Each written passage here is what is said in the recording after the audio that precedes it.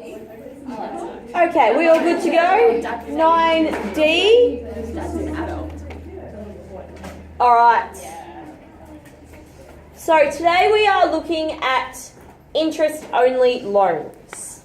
So when we have interest-only loans, what we are looking at is okay, so we're borrowing some money to buy something. So let's say we're going to buy a house. So we borrow money to buy a house, and obviously the money that we borrow, we get interest on top of that money that we have to pay back. Is that making sense? Interest only is, okay, well, I'm going to hold on to this house because in a couple of years, in 10 years' time or so, I think the house price is going to triple, and then I'm going to sell it and I'm going to make a whole lot of money.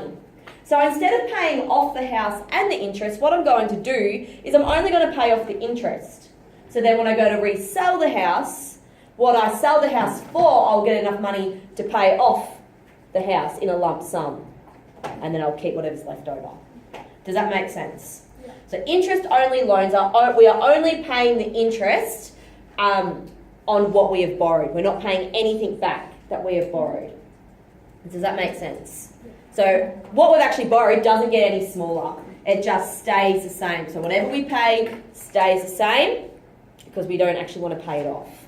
So that's what an interest-only loan is. With interest-only loans, when we are calculating payments, if the repayments are less than the calculated interest that we're accumulating, the amount owed will increase.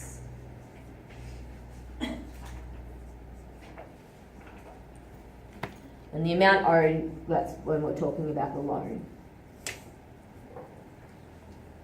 So if, we're accumulating, say, $500 interest per month and we're only paying $400 off, then our loan is going to get bigger. Does that make sense? Because we haven't fully paid off that interest. If the repayments are equal to the calculated interest, so if it's $500 a month and we're paying $500 a month, then the amount owed will stay the same.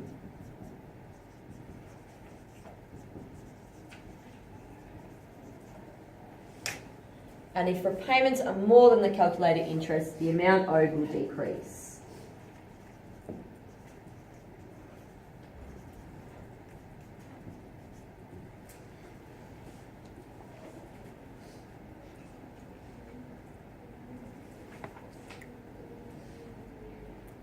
Does that make sense? Any questions? Cool. All right, so we've got a little bit of an example here. So we've got, actually I might move down. Has everyone got that? Anyone still copying? Cool. Right, and then we can do the whole thing together. This whole bit. I think I have one too many lines in the table, but anyway.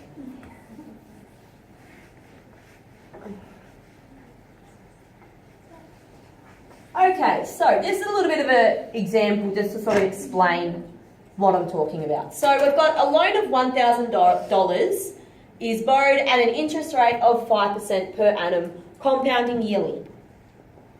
A recurrence relation that can be used to model this is shown below. So this is what we're starting with, that's how much we've borrowed, and our interest is calculated as 1.05. We all know where we got that number from. Anyone unsure of how we got that number? 5%? Yes. So that's 1 plus 5 over 100. VN take D, and we are subtracting our D as we're wanting to minimise the loan. We don't want to increase the loan. So we're subtracting, that's why. Okay, and the amount of interest that is charged per year. So this is what, remember, this is all we're wanting to pay off. We're only wanting to pay off the interest. So the amount of interest that is charged per year. So 5 over 100, so that's the rate.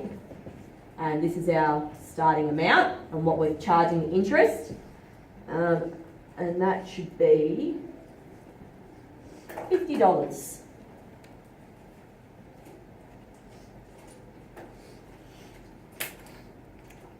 So So because if we've got $1,000, so we've borrowed $1,000, and if we're only paying off the interest, so we've borrowed this much and then in 1 year, it's accumulated $50, and all we pay off is the $50, we still have $1,000 on that loan.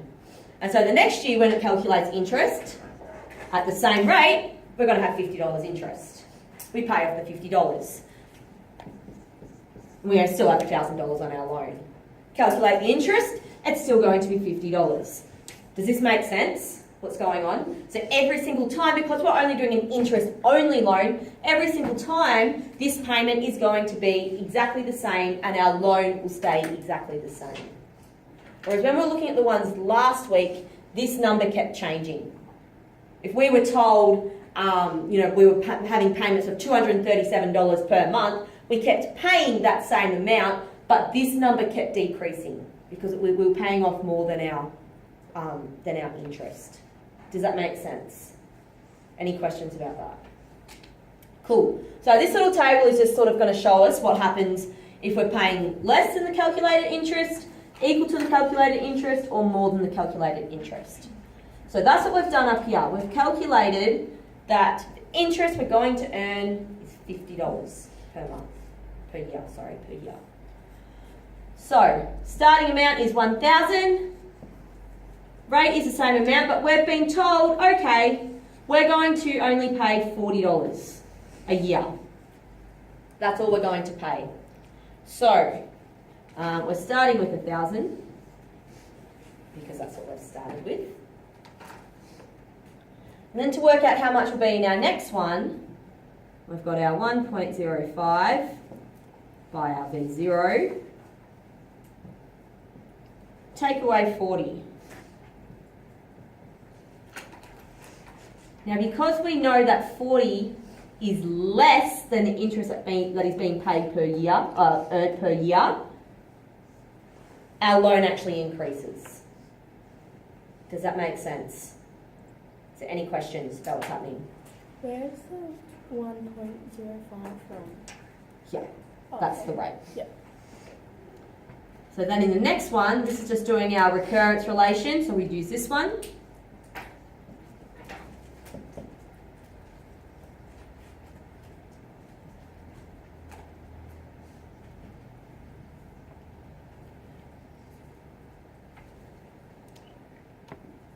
Equals $1,020.50.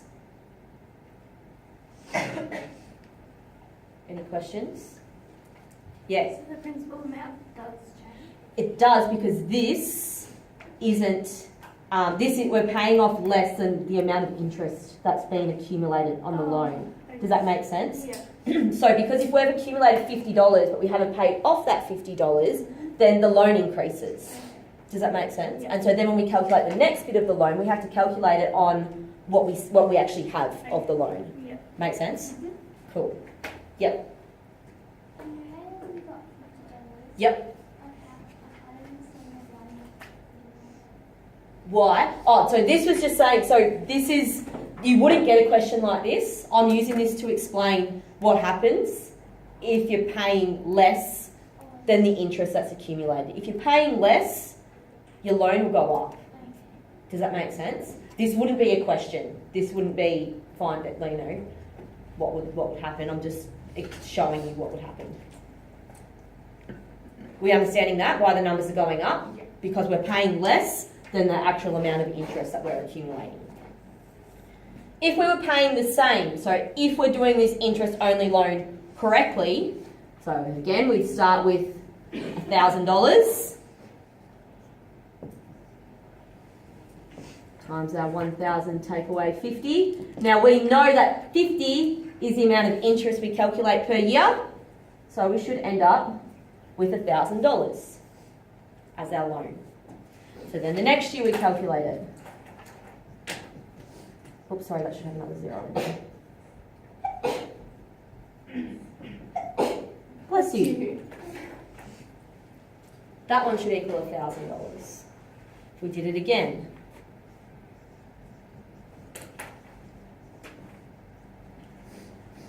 That one. it's all just going to be the same. it will all just equal $1,000 because the amount we are paying off is equal to the amount of interest that is accumulated. Does that make sense? Sorry? Yep, so the amount we are paying off is equal to the amount of interest that is accumulated each year.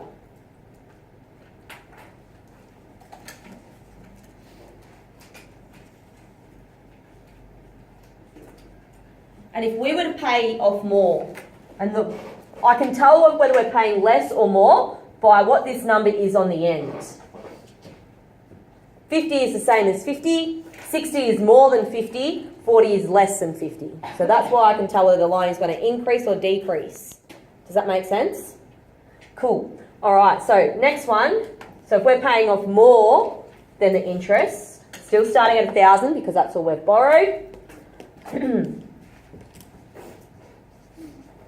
And this time we're taking away 60. So our loan will start to decrease.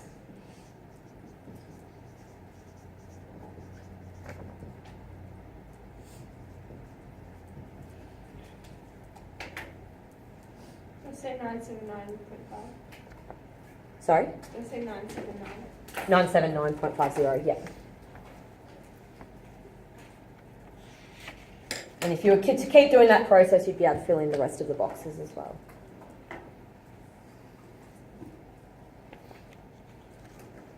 Is there any more questions about this? You wouldn't get a question like this. This table is just to show what happens if you're paying less than the calculated interest, paying the same amount as the calculated interest, or paying more than the calculated interest. What actually happens to that loan? If we pay less, it goes down. If we pay the same amount, the loan stays the same. If we pay more, the loan goes down. Yep. Do you put a 1 plus in front of the rate thing, or do you not have to? No, because we're just trying to work out how much we are, So when do you put the... when we are working out how much we need to multiply by.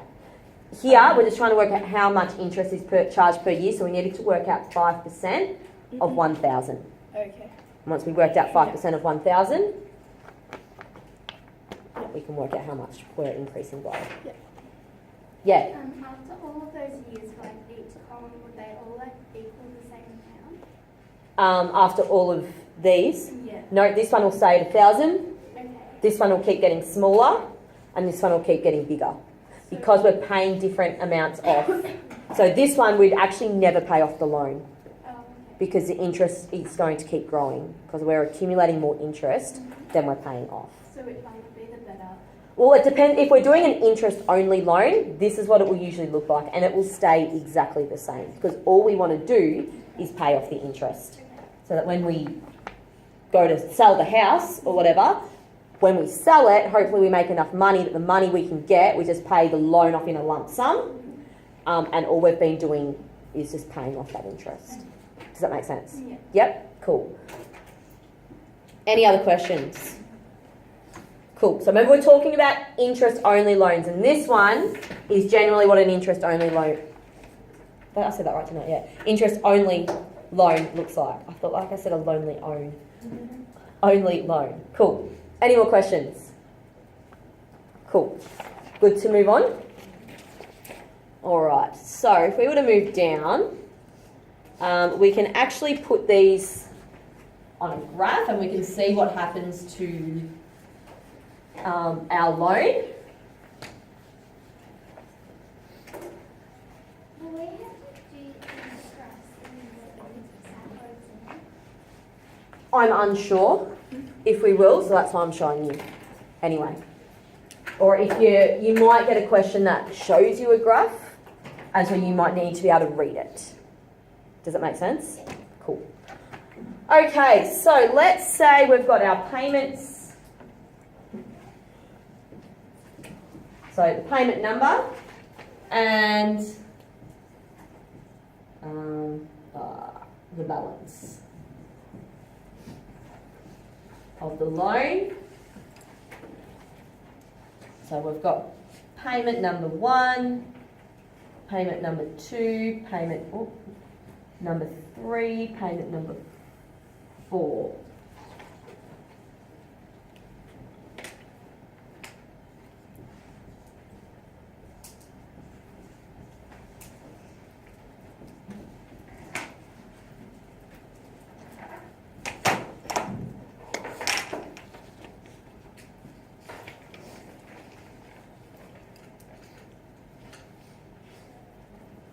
All right, so if we were looking at the payment of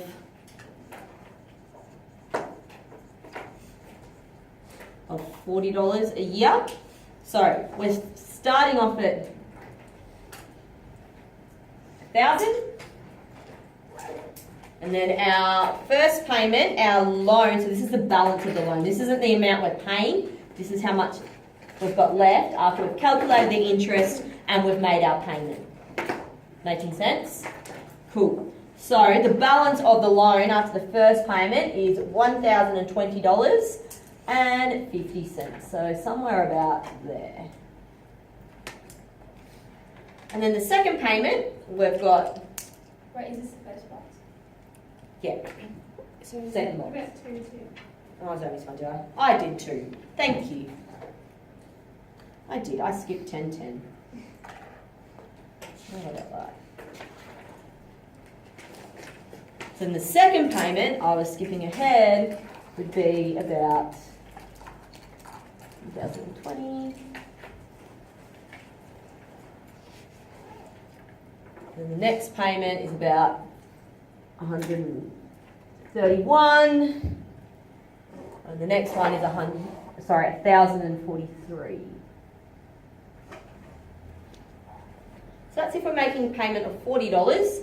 We can see that the balance of the loan increases. So we don't write the numbers actually on the graph. No, Do we connect the dots? no. If we make a payment of $50, where should all our points be? Yep, on what? Yep, good. So they should all be on 1,000. We're making payments of $50.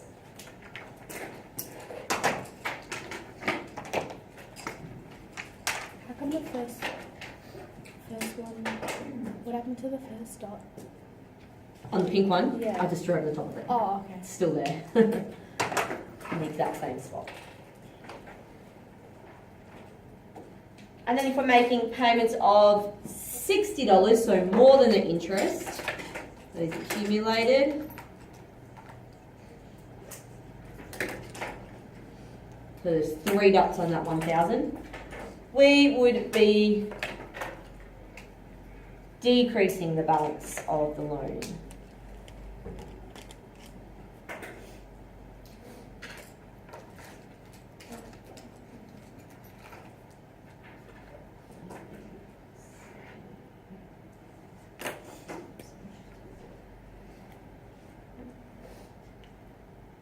Oh, what am I doing? It needs to be there.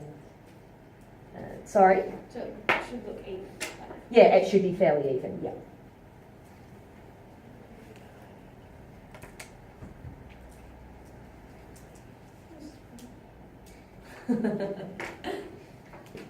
Colours.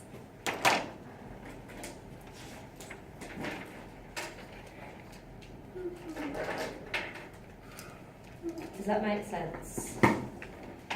So what I'm trying to get at, so the gist of everything we've just learned is if our payment is equal to the amount of interest charged, our loan, the balance of our loan stays the same. If the payment is less than the interest charged, the balance of our loan increases. If our payment is more than the interest charged, the balance of our loan decreases. And that's pretty much everything we just learned in a nutshell. It's if the balance is more, it decreases. If the payment is more, the balance decreases, yes. And that's what we wrote back on that very first page where we've got those 3 lines there. That's what that's explaining. And that's what that graph shows, and that's what that table shows.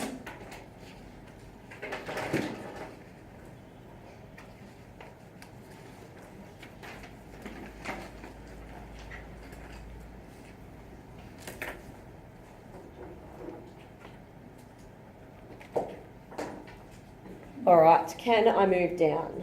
Anyone still copying? You do have the data there, so if you haven't finished, You should be able to draw the graph anyway. Alright, oh, did I go too far? Oh, that's further up. Okie dokie, let's have a look at Jane. Good morning, Jane.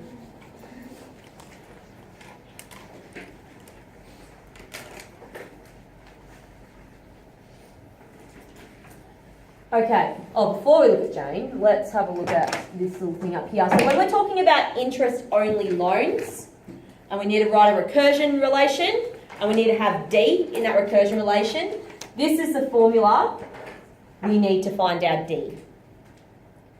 So in our recurrence relation before, we had 50, and this was the formula I used. R over 100 times V, 0. Because we are only paying off the interest that is accumulated, so our payment should be exactly the same. That's the plus and minus D right here. Yes. Because we're accumulating interest and we're paying off that interest, so we'll always do a takeaway. Yeah. Unless we were investing Oh, yeah, sure. that way. Yeah. Okay, so Jane borrowed $50,000 to buy some shares. Jane negotiates an interest-only loan for this amount at an interest rate of 9% per annum, compounding monthly. What is the monthly amount Jane will be required to pay? So, what this is asking is, okay, so how much will she have to pay? Now, if we know that this is an interest-only loan, what do we know that she only has to pay? She only has to pay the interest, so what do we have to find? Interest. Yeah, the amount of interest that is earned. And the amount of interest that is earned is 9%, which is compounded monthly of $50,000. Does that make sense? Would it ever be like for this month to this month? That much? Like, do you know what I mean? Review it. No, because each month you should be paying the same. Yeah, so if it says from March To April, December, to pay this can I month. say that? Will it questions? It may, usually it would break it up. So usually you do it like this, and then like the question we had the other day, after 3 years, the interest rate changed to this. So it won't be like making you work out how many months? No, Actually. no. Because it just could continue on and the loan would never change. Yeah. Okay, so to find this out, we need to find how much interest is being charged. Because amount of interest charged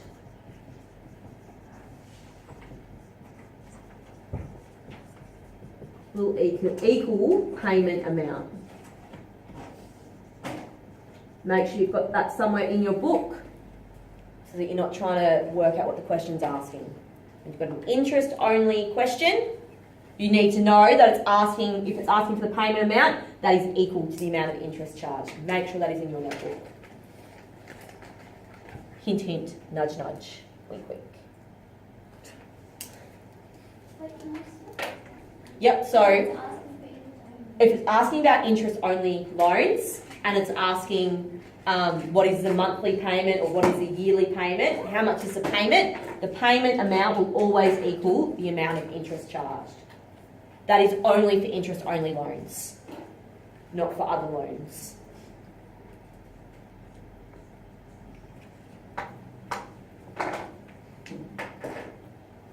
So to find the amount of interest, this is what we are using. We are using this equation up here. That's what we've got up here. So the payment is equal to the interest charged. So our payment, so first of all we need to find out the amount of interest charged. So to find that, we've got our R over 100 times the amount we've borrowed. And because this one is compounding monthly, what else will we have to divide it by? We will have to divide it by 12. So our rate is 9. It's compounded monthly, and it's over 100, multiplied by the amount we have borrowed, which is 50,000. Anyone confused about where any of those numbers have come from? Cool. All right. Put that into your calculator. And it should come up as $375. Someone want to double check that to make sure we are on the right track, please? Wonderful. So this is the amount of interest charged.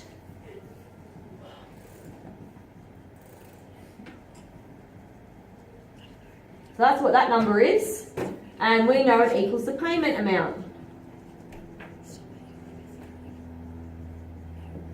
So Jane needs to pay $375 per month. And we have to wrap up. Yeah, just put it in a sentence. What do you mean that this only the interest charge equals payment amount, but only interest rate? Because when we're talking about other loans, we're trying to get the loan down to zero. We're trying to get rid of the loan. With interest-only loans, we don't care about the loan. We're not paying it off. We're just paying off the interest. So if we were, so Jane, she borrows $50,000. She's not going to pay back that $50,000. She's only paying back the amount of interest that is earned. And the amount of interest that is earned on $50,000 at 9% per year compounding monthly is $375. So every month she needs to pay $375. And nothing to do with The balance of the loan will still stay at $50,000. That won't reduce. What she's hoping to do is that once she's got all this money in her shares, when she sells her shares, that she will sell enough, she'll gain enough money to be able to go bang, put all that money onto the loan. Yep. So that's just each month. If it asks you for the, will it ever ask you for the yearly payment? Yep, and if it's only compounded yearly, you don't put the 12 in there. Oh, okay. Yep. Any more questions? Cool. The last one, can I move down? Anyone still copying that? You got that, Gigi? Yep. Yeah. Is that true? Alright.